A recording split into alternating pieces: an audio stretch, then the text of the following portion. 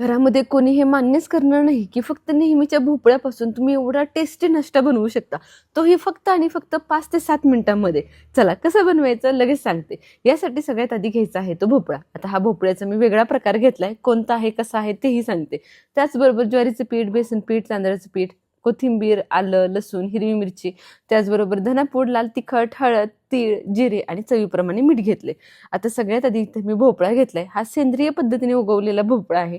आपला नेहमीचा भोपळा असतो त्याच भोपळ्याच्या जातीतला हा एक प्रकार आहे. हा भोपळा तुम्हाला नाही भेटला तर मी साधा भोपळा घेतला तरीही चालेल. सगळ्यात आधी भोपळा चिरून घ्यायचा आणि आतल्या सगळ्या बिया छानपैकी काढून घ्यायच्या, कारण हा भोपळा आपल्याला खिसून घ्यायचा आहे. आज आपण भोपळ्याची धिरडी बनवणार आहोत. ही धिरडी अगदी सकाळच्या घाई गडबडीमध्ये तुम्ही नाश्त्याला बनवू शकता किंवा मुलांच्या टिफिनला सुद्धा देऊ शकता. फक्त 7 ते 8 मिनिटांमध्ये तयार होतात. फक्त छान असं धिरड्याचं बॅटर तयार करायचं आणि लगेच धिरडी काढून घ्यायची. त्याच वेळेला घरातली मुलं आणि मोठे सुद्धा भोपळा खायला नाकेडोळे मुरडतात आणि त्यामुळे भोपळ्यातले पौष्टिक जीवनसत्व त्यांना मिळतच नाहीत. अशा वेळी तुम्ही अशा पद्धतीने हा भोपळा वापरू शकता. भोपळ्याची छान अशी खमंग धिरडी बनवून त्यांना खायला घालू शकता. तेही आवडीने खातील आणि हे पौष्टिक जीवनसत्व सुद्धा त्यांच्या पोटामध्ये जातील. चला भोपळा छानपैकी चिरून घेतलाय. आतल्या बिया काढून घ्यायच्या आणि भोपळ्यावरची साल काढून घ्यायची. नेहमीच्या आपण भोपळ्याची काढतो अगदी त्याच पद्धतीने साल काढायची आहे. अगोदर सांगितल्याप्रमाणे हा भोपळा भेटला नाही तर सरळ साधा भोपळा घ्या आणि त्यापासून तुम्ही ही धिरडी बनवा. आता भोपळा छानपैकी खिसायला घ्यायचा. बारीक होल असलेल्या खिसणीने भोपळा छान खिसून घ्या. मोठे होल असलेल्या खिसणीने खिसू नका, नाही तर त्याचे लच्छे आहेत ते मोठे पडतील. आणि धिरडी बनवण्यासाठी आपल्याला भोपळ्याचा अगदी बारीक असा खिसा हवाय, जेणेकरून आपल्याला ते व्यवस्थित तव्यावरती घालता येतील. चला तर याच पद्धतीने सगळा भोपळा मी छान असा खिसून घेते. तुम्ही बघू शकताय अगदी परफेक्ट असा भोपळा खिसला गेलाय. आता हा भोपळ्याचा किस एका बाउलमध्ये काढून घ्यायचा आणि बाकीचं सगळं साहित्य यामध्ये आपण घालून घेणार आहोत. त्याआधी यामध्ये घालण्यासाठी एक छानसं वाटण बनवूयात. चॉपरमध्ये आलं, लसूण आणि हिरवी मिरची घालून घ्यायची. त्याचबरोबर यामध्ये अर्धा चमचा जिरंही घालायचं. या चारही गोष्टी छान अशा वाटून घ्यायच्या. या वाटणामुळे सुद्धा धिरड्याला खूप छान अशी चव येते, त्यामुळे हे वाटण आवर्जून घाला. चला सगळ्या गोष्टी छान अशा चॉप झाल्यात. बरं, या चॉपरची लिंक बऱ्याच वेळेला मागितली जाते. याची लिंक मी खाली कमेंटमध्ये टॅग करते, तुम्हाला व्हिडिओच्या खाली लगेच मिळेल. चला आता यामध्ये हे केलेलं वाटण घालायचं. भोपळ्याच्या खिसामध्ये आलं, लसूण, हिरवी मिरची आणि जिऱ्याचं, त्याचबरोबर हळद, लाल तिखट, तीळ, धना पावडर आणि चवीप्रमाणे मीठ घालायचं. त्यानंतर यामध्ये घालायचं आहे ते तांदळाचं पीठ. आता या पिठांचं प्रमाण कसं घ्यायचं तर 1 वाटी ज्वारीचं पीठ घ्या, त्याच्या निम्म्या प्रमाणामध्ये बेसन पीठ आणि त्याच्या निम्म्या प्रमाणामध्ये तांदळाचं पीठ घ्यायचं. तांदळाचं पीठ आवर्जून घाला, कारण तांदळाच्या पिठामुळे धिरड्यांना एक छान असं खुसखुशीतपणा यायला मदत होते. भरपूर अशी कोथिंबीर घालायची. पीठ व्यवस्थित असं मिक्स करून घ्यायचं आणि त्यानंतर थोडं थोडं पाणी घालत सरसरीत असं बॅटर तयार करायचंय. आता या पिठापासून तुम्ही थालीपीठही बनवू शकता. अगदी घट्टसर असं पीठ भिजवा आणि याची थालीपीठ थापा.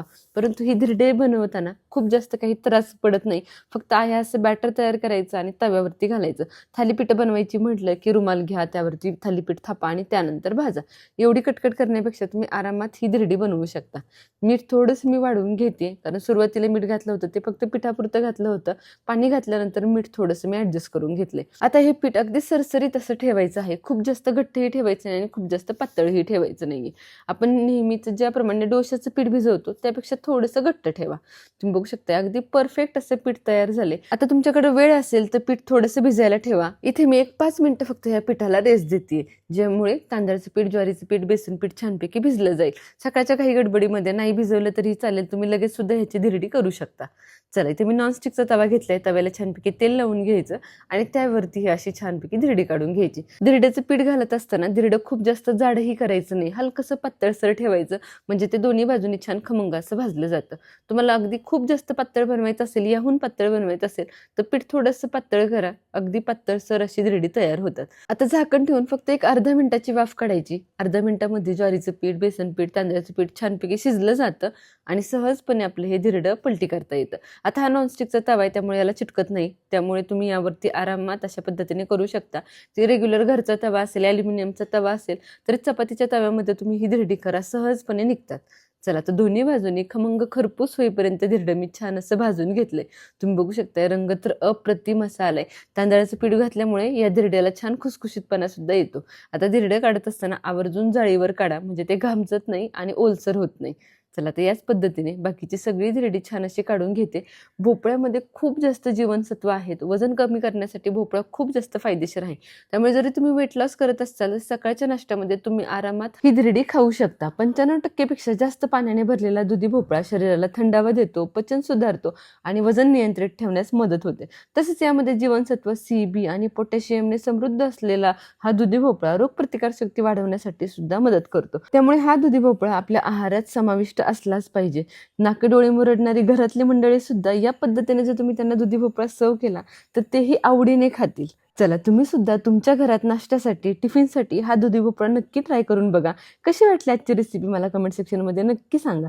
रेसिपी आवडली असेल तर व्हिडिओला लगेच एक लाईक करा, बनवायचं असेल तर सेव्ह करा, कोणाकडून बनवून घ्यायचं असेल तर शेअर करा आणि अशाच खमंग टेस्टी रेसिपींसाठी आपल्या शुभज्योत रेसिपी चॅनलला सबस्क्राईब करा.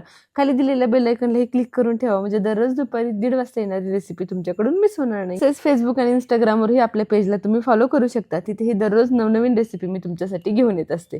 भेटूया पुन्हा एकदा अशाच खमंग, खुसखुशीत आणि टेस्टी रेसिपी सोबत. धन्यवाद.